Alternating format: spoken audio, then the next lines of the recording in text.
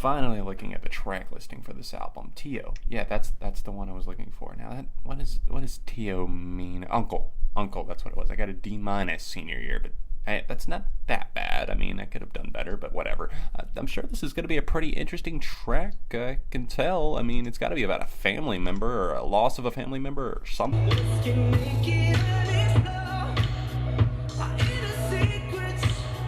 Okay, I really hope this isn't about his uncle.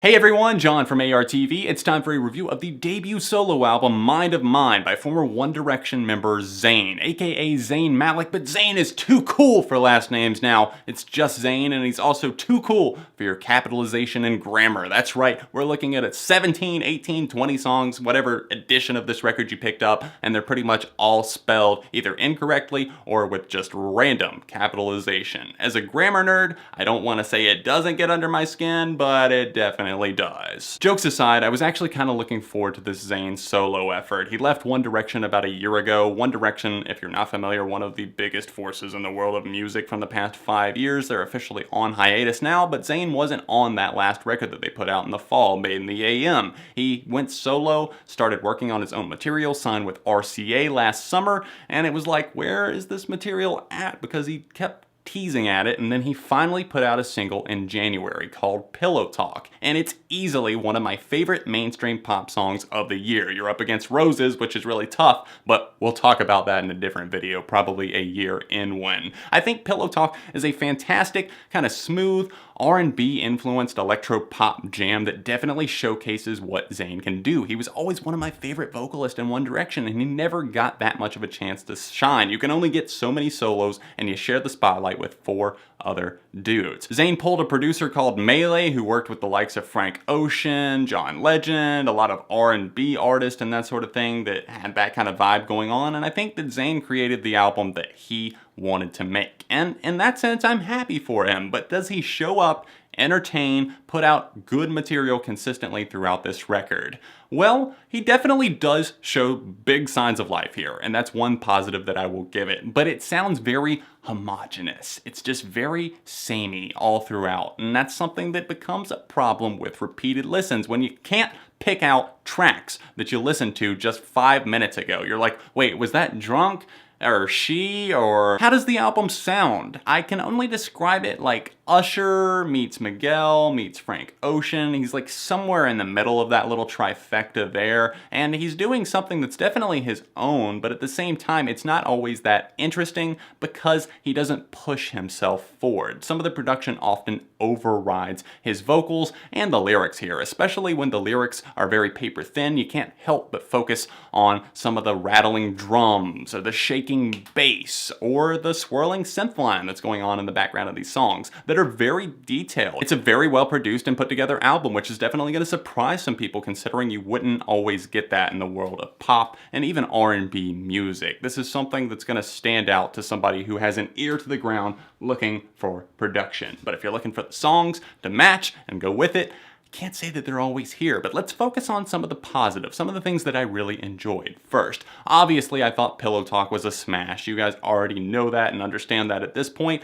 Befour was a really solid tune, just a great chorus on that track, and I understand why it was used as one of the promotional singles for this. It's got a buzzing synth line that works its way in, sounds fantastic. Zayn comes in, crushes the chorus, and I like the change in tempo on this track, how he starts off a little bit more aggressive and upbeat at the start, and then gets a little bit more reflective towards the end of this chorus here, and it makes it stick a little bit more. I like it when his tracks do that. They give you some glue to actually stick to the wall, because I feel like that's missing from some of them here. Moments like Drunk are just very repetitive, and then Borderz just kind of creeps on and on. And I feel like he's writing this line between his own song, that he says in his own song, I should say, "We'll go slow and high tempo." These slow burning R&B ballads that show less of his personality and some more of the life-filled and just upbeat tunes like the singles, and even the track It's You, which is standing out to me more and more. I can't say that I necessarily care for all the crooning and just the ranges that he's hitting there, but it definitely makes itself known to me. It's like, alert, alert, you're on a different song here. Tracks like Lucozade Fade and Rearview are moments that really stand out to me because they have more of a deep connection between Zayn and his audience. It's something that lets you into his mind a little bit more, and for an album called Mind of Mine,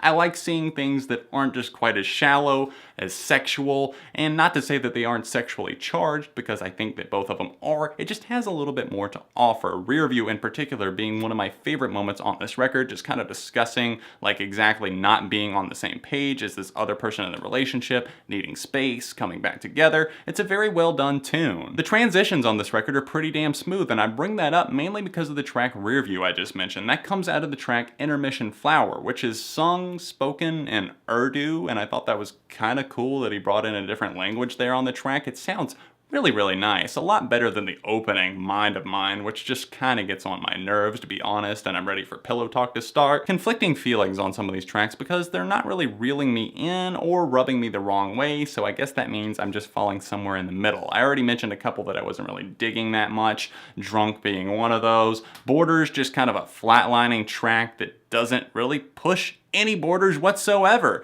And then Tio closing things out on the standard edition of this record, just a particularly classless track that feels a little bit too overtly sexual, not even in a smart way like Pillowtalk was. Not that that was a genius track by any means, but it still felt like it was well put together. Tio just goes on for 3 minutes and it's just like I'm ready to toss it out the window. Wrong with Kehlani is probably the one where I'm torn the most, just because I do like the rotation of male and female vocals and the use of the whole one night stand and like where each one of them sees this particular issue, saying that maybe you didn't see it the same way as I did. I thought this was just sex and now it's awkward. We've probably, at least a lot of this, have been there, especially some of the older viewers, and I get it, but I've heard plenty of songs like that before. The problem is that it sounds great from a production point of view, looking at some of the synths and just the darker tones that this song sets, and then the two vocalists on the track do a great job, but I'm not interested in the lyrical content, and that's a problem that's recurring all throughout Mind of Mine. Some of these songs just aren't particularly engaging to me, but I think that it will get the job done for a lot of hungry fans who were wanting a lot of material from Zayn, and he provided more than a lot. He provided like 20 songs depending on which edition of the record that you pick up. The final one that I have to give a mention to